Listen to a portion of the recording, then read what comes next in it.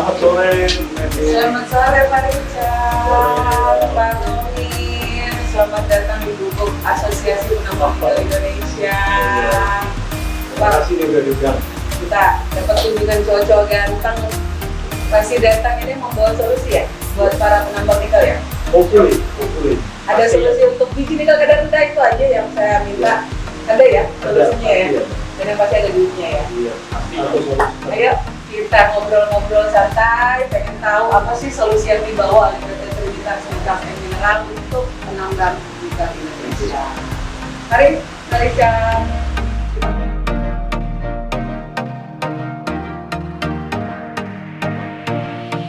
Selamat siang semuanya, saya Medi Katrin, Sekjen Asosiasi Penambang Nikel Indonesia.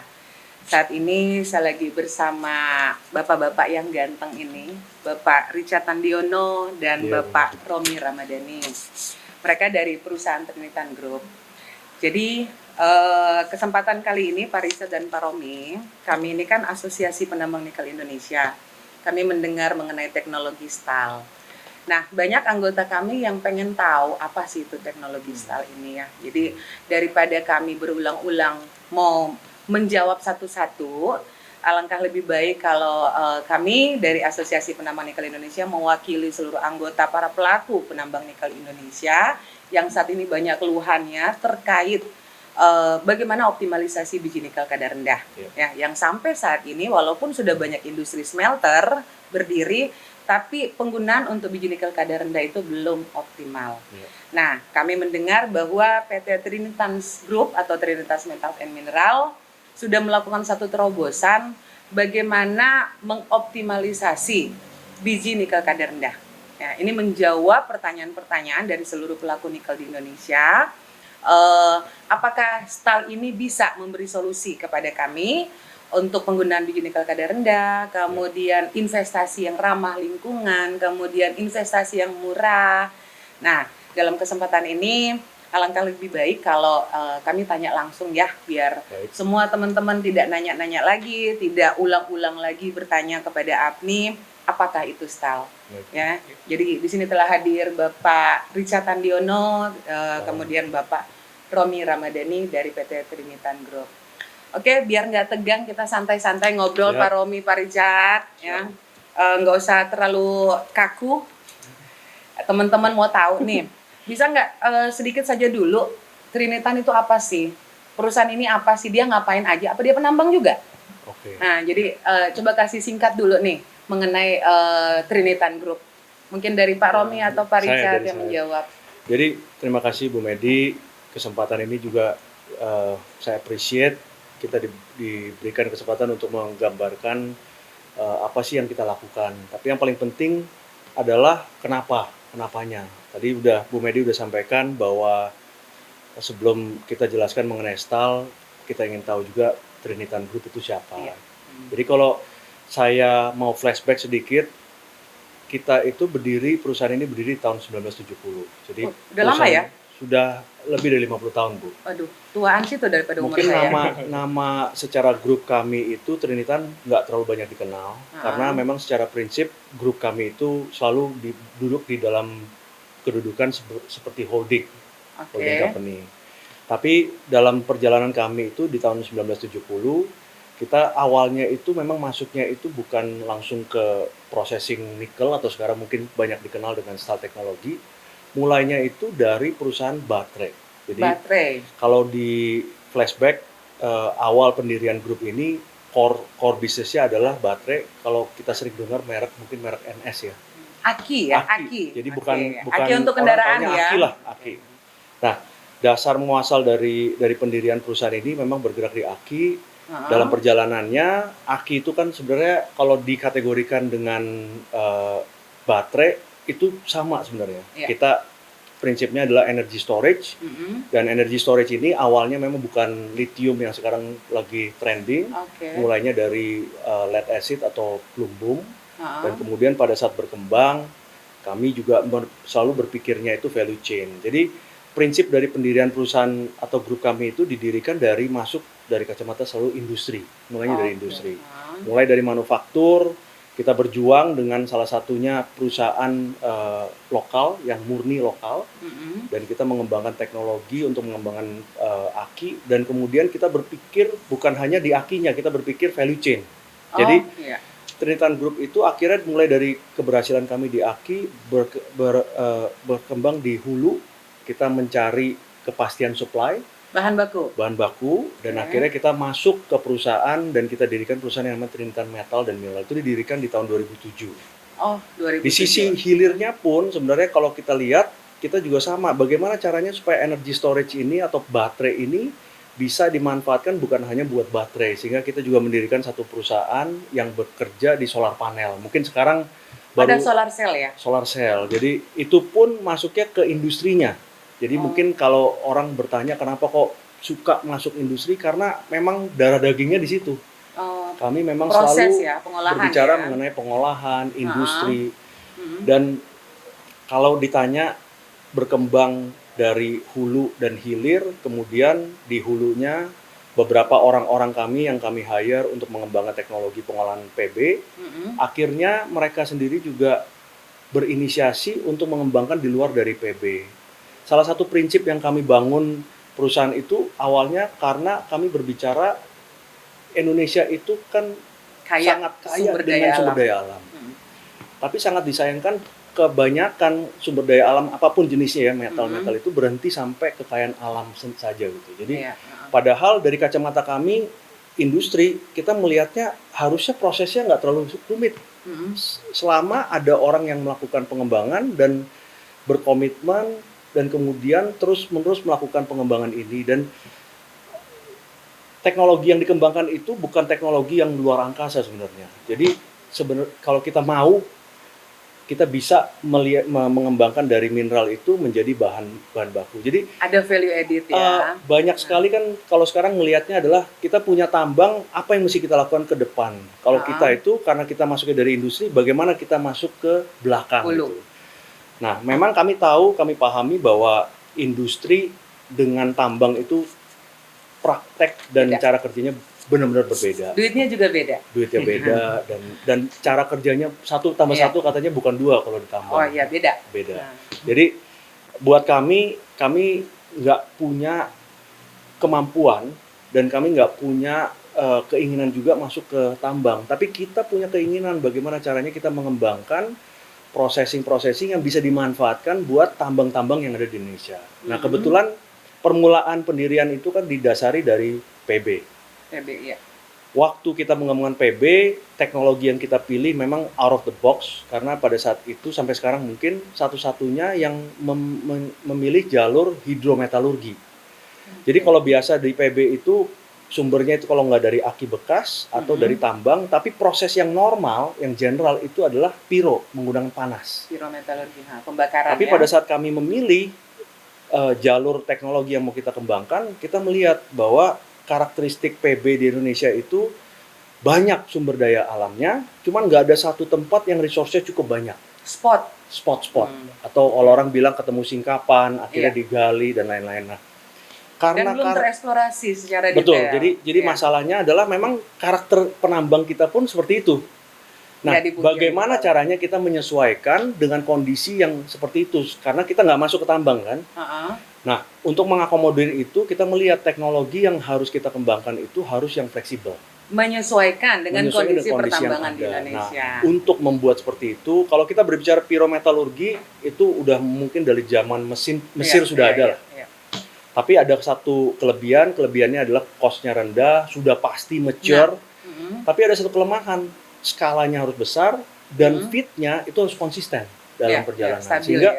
Sehingga kita melihat bagus tapi nggak cocok. Nah, dalam perjalanan kami kita memilih akhirnya hidrometalurgi yang memang pada saat itu nggak terlalu common dilakukan. Oh, dulu sudah sempat pernah mau mencoba teknologi pyrometalurgi? Awalnya kita pada saat memilih teknologi yang keluar pyrometalurgi. Awalnya pertama kali karena itu it's maksudnya natural ya. Karena sudah ada. Dimanapun saya mau mencari teknologi itu available dan itu dengan mudah dikembangkan. Tapi karena karakteristik daripada kita punya kekayaan alam di Indonesia, khususnya buat PB itu spot-spot, dan PB pengikutnya ada yang ada silver, ada yang ada zinc, ada yang ada Fe, sehingga karakteristik itu menjadi beda-beda. Nah, untuk membuat teknologi yang fleksibel, kita harus memilih jalur hidrometalurgi. Oke. Jadi muasal-muasal daripada pengembangan ekstraksi kita itu di TMM atau Trinitani Metal itu dimulai dari know-how yang kita bangun di hidrometalurgi. Itu dibangun di 2007 mulainya. Sejak 2007. Nah, pada saat kita mengembangkan dengan beberapa orang ekspertis yang kami ajak dan undang, ada yang dari Jepang, ada yang dari Cina, mereka menjadi karyawan kami, termasuk dengan tim kami yang ada di Indonesia, kita mengembangkan PB. Tapi dalam perjalanan ini mereka semua membawa know-how mereka. Oh, punya skill masing-masing. Skill masing-masing. Jadi ada pengalaman mereka di rare earth, ada pengalaman mereka di SN, ada pengalaman mereka di nikel. Oh, dikolaborasi semuanya. Pada saat kita mengembangkan awal fokusnya PB, tapi PB itu kan sama seperti semua pengembangan lah. Pada saat kita mengembangkan sesuatu itu kita harus mengembangkan dengan proper, mulai dari lab scale, kita kembangkan ke bench scale, kemudian kita masuk ke pilot, baru kita masuk ke komersial. Sehingga mulai dari 2007 sampai 2012 itu selesai kita validasi di pilot dan kita masuk ke komersialisasi untuk PB ya. Nah, pada saat PB-nya sudah komersial itu selesai di 2016. Kita kembangkan juga salah satu produk kami adalah antimoni. Antimoni itu SB. Ya, SB. Nah, di luar dari itu orang-orang kami juga meminta izin, boleh nggak pilot plan yang kita punya buat PB itu kita manfaatkan buat pengembangan lain. Nah, mulainya dari sana. Pada saat itu akhirnya kita memilih ada beberapa pilihan, rare earth salah satunya. Cuman pada saat itu kita baru sadar bahwa nikel itu benar-benar sumbernya besar di Indonesia dan future-nya itu bagus. Kenapa? Kita nggak interested masuk ke stainless steel terus terang. Kenapa? Karena buat kami stainless steel itu nggak ada hubungan dengan value chain kami. Tapi pada saat kita dengar bahwa nikel itu dimanfaatkan buat baterai itu membuat kita itu interested. Karena sejalan dengan core bisnis kita gitu, baterai, energy storage. Nah, sehingga kami memutuskan, oke, kita kembangkan nikel itu dikelanjutkan di pilot scale. Skala pilot itu kira-kira sekitar 20-30 kg processing. Dan yang paling signifikan itu pengembangan itu berjalan sampai 2019. 2019 kami dengar bahwa pemerintah akhirnya mempercepat larangan ekspor. Dan pada saat itu saya berikut dengan tim juga menyepakati untuk maju ke industrial pilot. Industrial pilot itu cukup signifikan milestone-nya buat kita. Kenapa? Karena kalau kita berbicara mengenai pilot di skala bench scale di atas meja itu, kita membuat proses itu statis. Jadi kalau saya mau memanaskan di suhu 300 derajat, kita masukin ke oven 300 derajat statis. Tapi kalau nanti naik ke 500 derajat, pindahkan ke statis lagi. Secara praktek benar, tapi secara industri nggak memungkinkan. Nah, sehingga kami memutuskan untuk melakukan industrial pilot itu adalah dengan sambil memilih equipment secara industri apa yang tepat dan cocok untuk melewatkan proses yang kita bangun itu supaya bisa diindustrialisasi. Nah, itu kita ambil keputusan untuk masuk ke industrial pilot itu pada saat pemerintah menyatakan percepatan larangan ekspor. Karena kami merasa bahwa komitmennya benar nih kali ini. Berarti ada kebahagiaan di balik kesulitan para penambang ya kemarin ya? Kalau saya bilang bukan kesulitan, kalau saya bilang itu adalah opportunity. Di balik semua kesuksesan ada kesulitan dulu awal. Nah, artinya di tahun 2019 betul bahwa pemerintah mempercepat larangan ekspor yang diterbitkan di 12 Januari 2017 yang tadinya untuk nikel ore ya, yang tadinya kita dapat 5 tahun untuk ekspor biji nikel sampai di 12 Januari 2022, tapi oleh pemerintah dipercepat, yang akhirnya berhenti di akhir tahun 2019. Nah, per 1 Desember 2020 kami totally tidak bisa ekspor nikel ore lagi keluar, dan itu memaksa kami untuk membangun industri hilirisasi sesuai Undang-Undang Nomor 4 tahun 2009, di mana harus ada value added ya. Harus ada pengolahan. Jadi jangan cuma kita melulu itu ekspor tanah air, yaitu tanah nikel yang mengandung kandungan air ya. Nah, dalam hal ini beberapa pabrik memang sudah berdiri, industri pirometalurgi, dan bahkan baru beberapa bulan yang lalu pemerintah meresmikan salah satu pabrik etspal. Nah, kita berbicara baterai ya. Baterai ini mengolah baterai dari nikel, yaitu nikel mangan kobalt. Dua tipikal baterai, nikel mangan kobalt atau nikel kobalt aluminium. Nah, yang kami mau tanya nih Pak Richard, Kemarin ini kan baru pemerintah mempublikasi adanya pabrik pengolahan untuk baterai, yaitu hidrometalurgi atau teknologi ekspal di salah satu areal di Maluku Utara, ya. Itu dengan skala yang besar, dengan kapasitas yang besar, dengan investasi yang besar. Betul. Kami juga para penambang kalau digabungin juga belum sanggup kali ya untuk membangun skala besar seperti itu. Nah, dalam hal ini kami melihat ada satu teknologi yang kalau bahasa kami, ini nih boleh nih, karena investasinya agak bukan kita bilang kecil ya, itu bunyi juga sih sebenarnya, tapi mungkin untuk skala kami para penambang cukup worth it lah untuk kita ikutan dalam industri hilirisasi. Ya, maksud kami adalah ya jangan melulu teknologi asing atau orang asing yang menguasai industri hilir nikel, tapi ada juga teknologi anak bangsa, teknologi merah putih yang ikut berpartisipasi, ikut mengolah sumber daya alam Indonesia, khususnya nikel. Nah, kalau secara menurut Trinitan, menurut Pak Richard sendiri nih, kan pasti sudah dengar nih kehebohan nih tentang proses pertambangan nikel di Indonesia, proses industri hulu hilir di Indonesia khususnya nikel. Apa sih ribut-ributnya, teriak-teriaknya para penambang, ribut-ributnya kita dengan pemerintah yang lagi happening, walaupun sebenarnya dalam beberapa bulan terakhir kami harusnya ikut menikmati karena harga nikel lagi naik bagus ya. Mudah-mudahan ya dia akan stabil terus.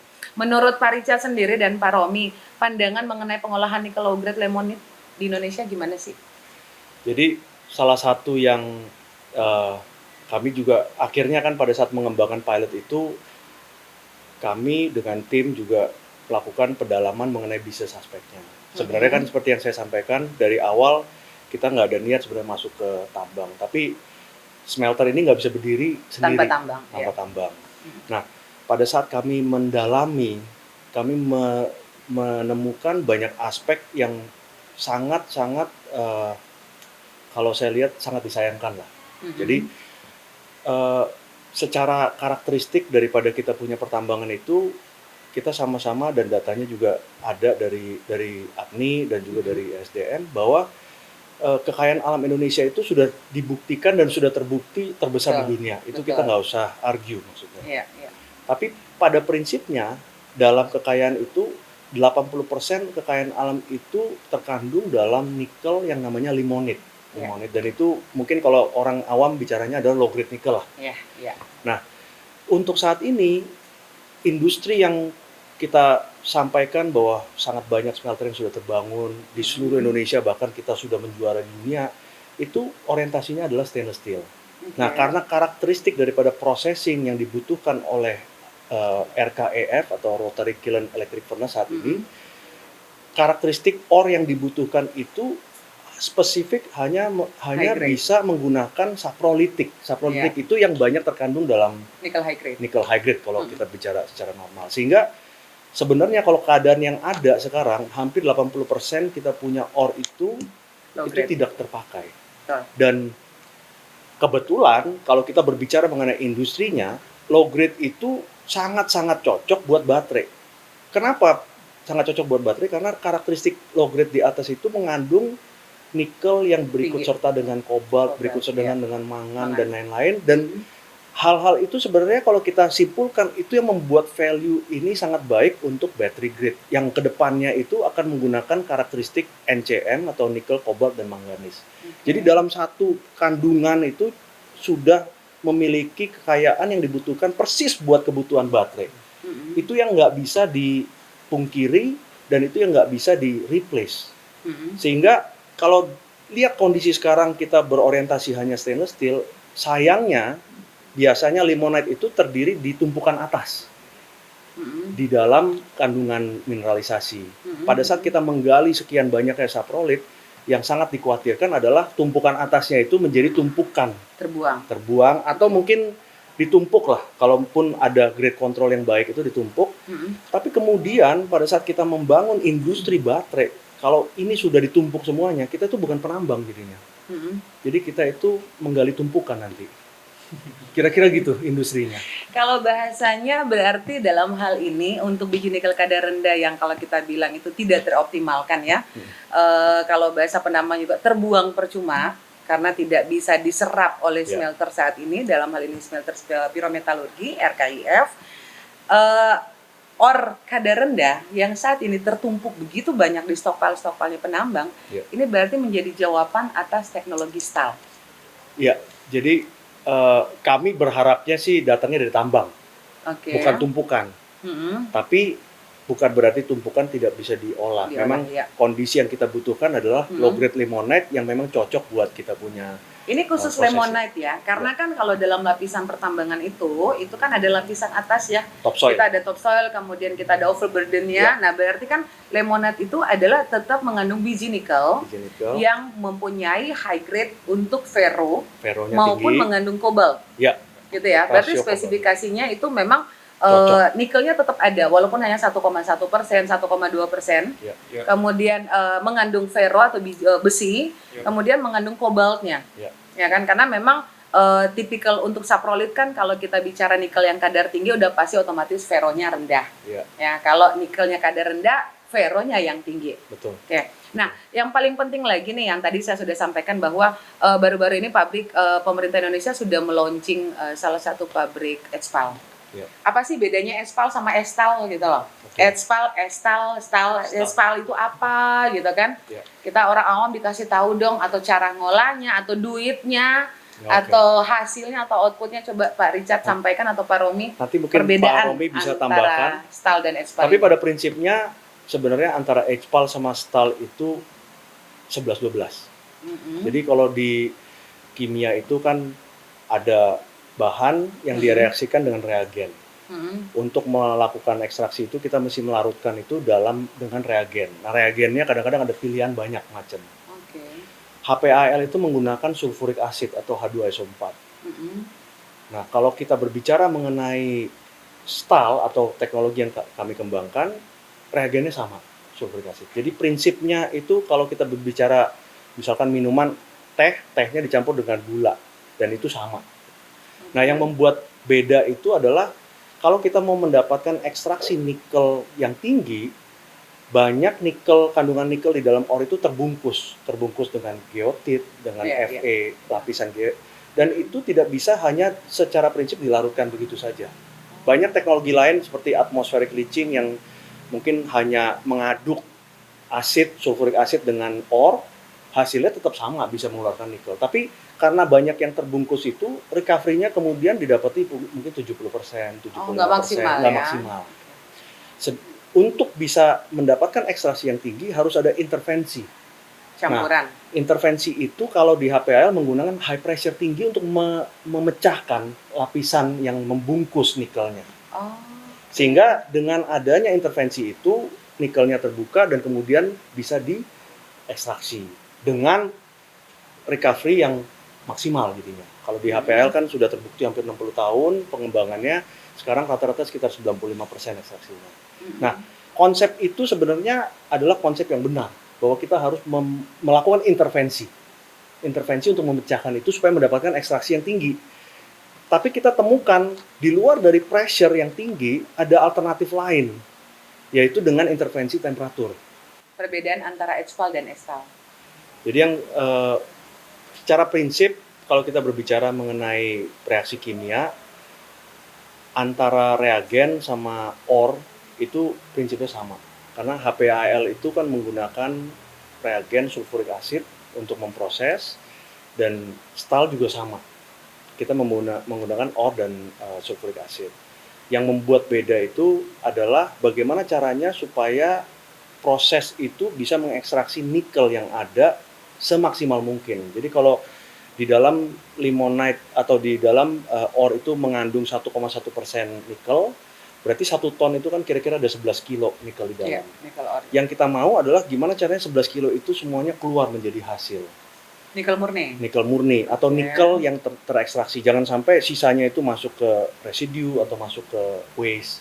Kita mau maksimal. Nah, kalau kita berbicara mengenai proses sulfuric acid dan ore itu adalah proses yang normal dan banyak teknologi yang mengembangkan dengan atmospheric leaching yang prinsipnya hanya mencampur antara ore dengan sulfuric acid Tapi kemudian tidak bisa mengekstraksi dengan maksimal karena banyak nikel-nikel itu yang terselubungi di dalam senyawa seperti Fe dan lain-lain. Oh, iya, iya. Nah, untuk bisa mengekstraksi itu membutuhkan intervensi. Jadi HPAL itu kan menggunakan pressure yang tinggi. Tujuan high pressure itu adalah untuk melakukan pemecahan bungkusan itu. Sehingga pada saat pecah bungkusannya, nikelnya itu dengan mudah kemudian bisa diekstraksi. Dan karena mereka pengembangan sudah hampir 60 tahun dari 1960, ekstraksi mereka pun secara pressure, secara proses itu sudah bisa maksimal. Jadi sampai 95% lebih gitu ya.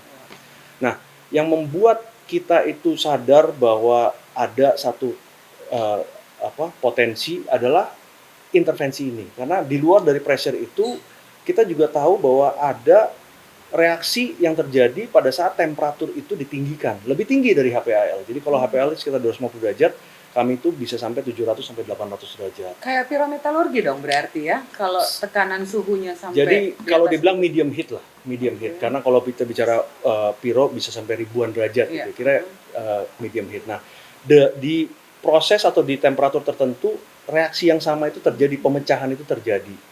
Nah, kami berprinsip simpel, jadinya gini. Pada saat kami pelajari bahwa HPAL itu menggunakan intervensi pressure dan kemudian pressure itu ternyata susah di-manage karena itu dengan tekanan 50 bar, kita punya prinsip bahwa harusnya temperatur itu lebih mudah. Dan karena kita memanajemen temperatur, equipment-nya, prosesnya itu kemudian lebih mudah. Dan kita praktekkan itu kan dari skala laboratorium ke pilot, terus kemudian ke pilot industrial itu dengan prinsip untuk memastikan bahwa pressure ini terjadi dan recovery-nya itu benar-benar terpenuhi. Karena ujung dari kesuksesan itu adalah hitung-hitungan recovery-nya gitu. Jadi itu yang kita dapatkan. Secara prinsip, jadi antara HPL atau STAL, kalau ditanya bedanya apa? Bedanya adalah intervensi itu. Kalau ini menggunakan autoclave yang besar-besaran, dan karena autoclave-nya itu harus di-running dengan pressure hampir 50 bar, itu kemudian equipment-nya mahal, teknologinya menjadi kompleks, dan banyak maintenance yang dibutuhkan untuk manajemen scaling yang terjadi di dalam lapisan.